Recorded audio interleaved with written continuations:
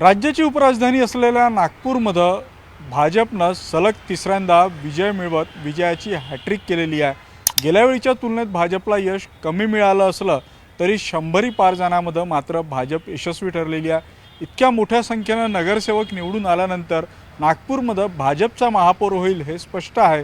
मात्र 101 नगरसेवक असलेल्या भाजपमधून महापौर पदाची वर्णी कोणाची लागेल या सगळ्या बाबतीत तर्कवितर्क लावले जातात। खरं तर सर्व भाजपसहित नागपूरकरांचं लक्ष जे आहे ते आजच्या आरक्षणाच्या सोडतीवर होतं, कारण आरक्षणाची सोडत काय निघतं त्यावर जे आहे ते नागपूरचा महापौर कोण असेल हे ठरवलं जाणार होतं। गेल्यावेळी रोटेशनचा जर विचार केला तर आतापर्यंत 1996 पासून जे रोटेशन आहे त्या रोटेशननुसार यंदा नागपूर महानगरपालिकेमध्ये जे आहे ते अनुसूचित जातीसाठी म्हणजे SC प्रवर्गासाठी महापौर पद आरक्षित राहील अशी चर्चा होती।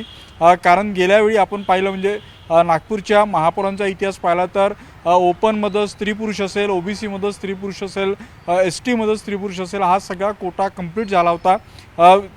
म्हणजे शेड्यूल कास्ट कम्युनिटीमधून गेल्यावेळी राजेश तांबेनंतर नागपूर शहराला SC प्रवर्गातून जे आहे ते महापौर मिळाला नव्हता, त्यामुळे यंदा SC प्रवर्गातून महापौर मिळेल अशी चर्चा होती। मात्र आता जी काही सोडत झालेली आहे त्या सोडतीनंतर जे आहे ते या सगळ्या चर्चेला पूर्णविराम मिळालेला, कारण रोटेशन यावेळी बदललं आणि नव्या रोटेशननुसार नागपूर महानगरपालिकेमध्ये सर्वसाधारण महिला महापौर असेल हे स्पष्ट झालेलं आहे। त्यामुळे आतापर्यंत ज्या काही चर्चा होत्या त्या सगळ्या चर्चा मागे जाऊन आता नवीन चर्चेला सुरुवात झालेली आहे। कारण महिला सर्वसाधारण महापौर, त्यामुळे ज्या महिला निवडून आलेल्या आहेत म्हणजे नागपूर महानगरपालिकेमध्ये 151 पैकी अर्ध्या 76 या महिला आहेत आणि त्यातही सत्ता पक्षाच्या ज्या आहेत त्या 102 नगरसेवक त्यातलं सुमारे 50 या महिला आहेत आणि सर्वसाधारण असल्यामुळं त्यामध्ये कुठल्याही प्रवर्गातल्या महिलेची वर्णी लागण्याची शक्यता आहे।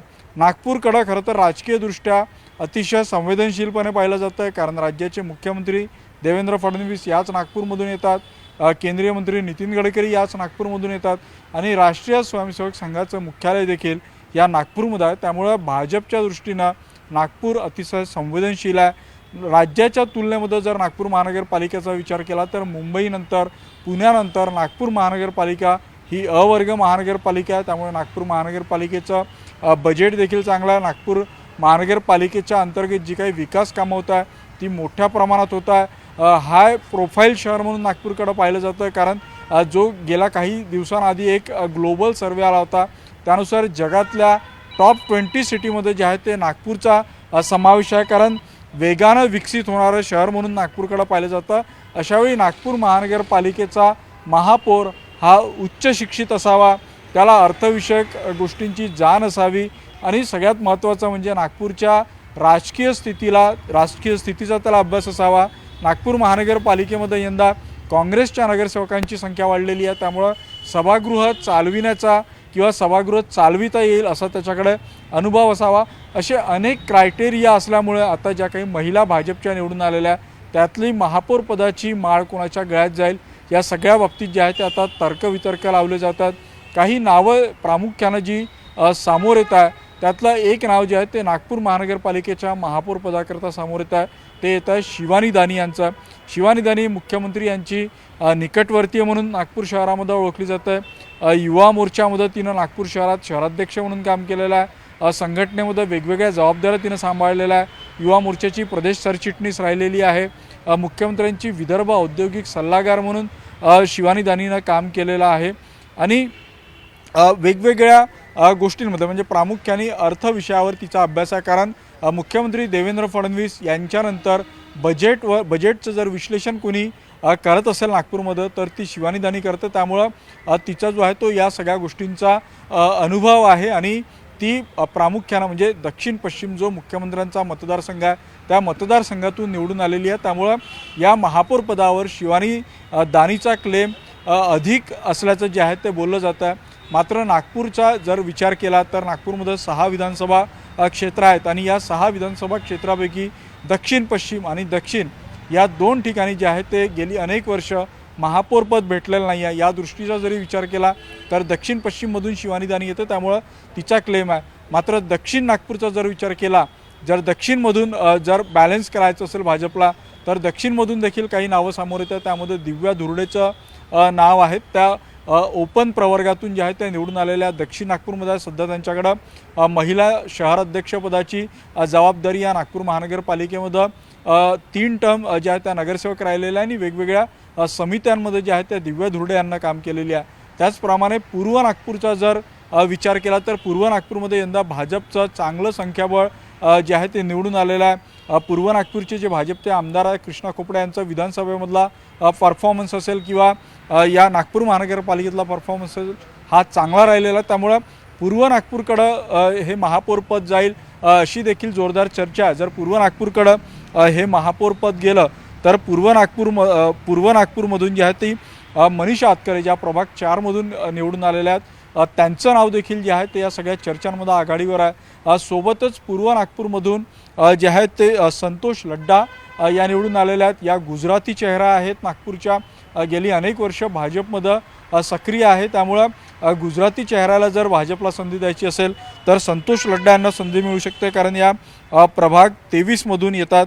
यासोबतच दक्षिण पश्चिमचा जर आपण आणखी विचार केला तर अश्विनी जिचकार आणि विशाखा मोहोड यांचं देखील नाव चर्चेत आहे। विशाखा मोहोड देवेंद्र फडणवीस ज्यावेळी नागपूरमध्ये कार्यकर्ते म्हणून काम करत होते त्यावेळी त्यांच्यासोबत खांद्याला खांदा लावून काम करणार आहेत। अश्विनी जिचकार देखील याआधी नगरसेवक राहिलेला आहेत, त्यांना सभागृहाचा अनुभव आहे, प्रशासकीय गोष्टींचा अनुभव आहे। या तिघी म्हणजे शिवानी दानी असेल, विशाखा मोहोड असेल, अश्विनी जिचकार असेल, या दक्षिण पश्चिममधून येतात, त्यामुळं जर दक्षिण पश्चिमला ही संधी द्यायची असेल तर या तिघांपैकी एकीचा विचार होऊ शकतो। जर पूर्वमधून द्यायची असेल तर मनीषा आतकरे आणि संतोष लड्डा यांचा विचार होऊ शकतो।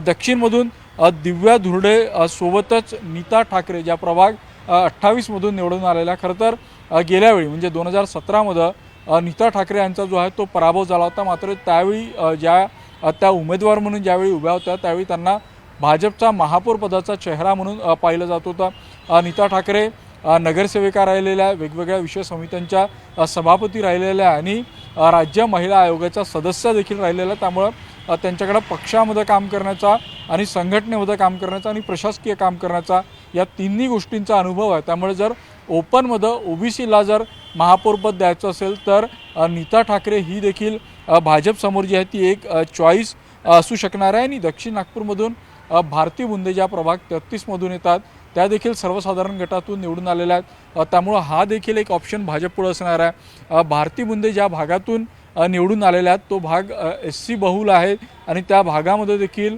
त्यांना विजयाची दुसरी टर्म जी आहे ती गाठलेली आहे।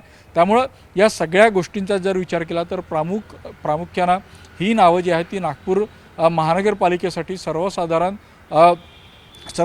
महिला गटामधून ज्या आहेत त्या सामोर येतात। आता या सगळ्या संदर्भात या सगळ्या चर्चा सुरू राहील, मात्र 25 तारखेला मुख्यमंत्री देवेंद्र फडणवीस हे नागपूर दौऱ्यावर असणार आहे आणि भाजपची साधारणतः परंपरा राहिलेली आहे की भाजपचे कुठलेही निर्णय जे आहेत ते स्वतः केंद्रीय मंत्री नितीन गडकरी आणि मुख्यमंत्री देवेंद्र फडणवीस हेच बसून घेतात। त्यामुळे 25 तारखेला ज्यावेळी मुख्यमंत्री नागपूरमध्ये येतील त्यावेळी पार्लमेंट बोर्डची बैठक होईल आणि या सगळ्या नावांवर जी आहे ती चर्चा होईल। खरं तर नागपूर महानगरपालिका यासाठी देखील ओळखली जातं कारण सर्वात कमी वयाचे महापौर याच नागपूर महानगरपालिकेनं दिलेल्या आत्ता राज्याचे मुख्यमंत्री तेव्हा नागपूर महानगरपालिकेचे महापौर देखील होते, त्यामुळं भाजपनं याआधी देखील महापौर पदासाठी जे आहे ते धक्कातंत्रांचा अवलंब केलेला आहे। तशा पद्धतीचा अवलंब यावेळी होतो का ही देखील एक चर्चा रंगलेली आहे। मात्र आता ही चर्चा अशाच पद्धतीनं रविवारपर्यंत रंगू शकतं, अनेक दावे अनेक तर्क लावले जाऊ शकतात। मात्र ज्यावेळी पार्लमेंट बोर्डची बैठक होईल आणि या बैठकीमध्ये कुठलं नाव अंतिम होतं ते अंतिम झालेलं नावच नागपूरचं महापौर पद भूषवू शकतील। त्यामुळे आता 25 तारखेपर्यंत जे आहेत ते या सगळ्या गोष्टींसाठी वाट पाहावी लागेल, कारण जानेवारीच्या अखेरीस किंवा फेब्रुवारीच्या पहिल्या आठवड्यामध्ये जी आहे ती नागपूर महानगरपालिकेची पुन्हा एकदा स्थापना होऊ शकतं। महापौर असेल, उपमहापौर असेल किंवा इतर विषय समित्यांचे सभापती आहे त्यांची घोषणा होऊ शकतं। मात्र एक आहे की नागपूर महानगरपालिकेमध्ये धक्कातंत्र दिलं जाईल का, की मुख्यमंत्री ज्या पद्धतीनं महापौर ते मुख्यमंत्री त्यांचा प्रवास राहिलेला आहे तसं त्यांच्या सोयीच्या कुठल्या चेहऱ्याला संधी देईल का, या सगळ्या गोष्टींचा जे आहे ते आता आपल्याला पाहावं लागणार आहे। मात्र हे सगळं असताना नागपूर शहराचं महापौर कोण होईल, कारण आत्ता ज्या महापौर होतील त्याच महापौरांच्या नेतृत्वाखाली ज्या आहेत त्या लोकसभेच्या निवडणुका भाजपला लढवावं लागेल, कारण लोकसभेचा सुमारे 2 वर्षाचा कार्यकाळ आता पूर्ण झालेला आहे आणि 2.5 वर्षासाठी जर महापौरपद मिळालं तर 2029च्या लोकसभेच्या निवडणुका देखील या महापौर पदाच्या नेतृत्वामध्ये लढल्या जाऊ शकतं। त्यामुळे जातीय समीकरण देखील बॅलन्स करण्याचा प्रयत्न जो आहे तो या निमित्तानं केला जाईल। पश्चिम आणि उत्तर नागपूरमध्ये भाजपला अपेक्षित यश यावेळी मिळालेलं नाही आहे, त्यामुळं तिथली संघटनात्मक मजबूतीसाठी किंवा तिथं आपला एक प्रतिनिधी असावा याकरता देखील पश्चिम किंवा उत्तर नागपूरमधून देखील कुठल्या चेहऱ्याचा विचार केला जाऊ शकतो। या पश्चिम आणि उत्तर नागपूरमध्ये देखील अनेक अनुभवी चेहरे जे आहेत ते भाजपचे निवडून आलेले आहे। नवीन चेहरे देखील महिलांचे या पश्चिम आणि उत्तर नागपूरमधून निवडून आलेले आहे, त्यामुळं या मतदारसंघांना देखील ही संधी मिळू शकतं। मात्र आता हे सगळी नावं आहेत, या नावांपैकी कोणावर भाजप शिक्कामोर्तब करतं आणि कोणाच्या गळ्यामध्ये महापौरपदाची माळ मिळतं हे जोपर्यंत नागपूरमध्ये पार्लमेंटरी बोर्डची बैठक होत नाही तोपर्यंत स्पष्ट होऊ शकणार नाही। व्हिडिओ जर्नलिस्ट प्रशांत मोहितेसह उदय तिमांडे, न्यूज 18 मराठी, नागपूर।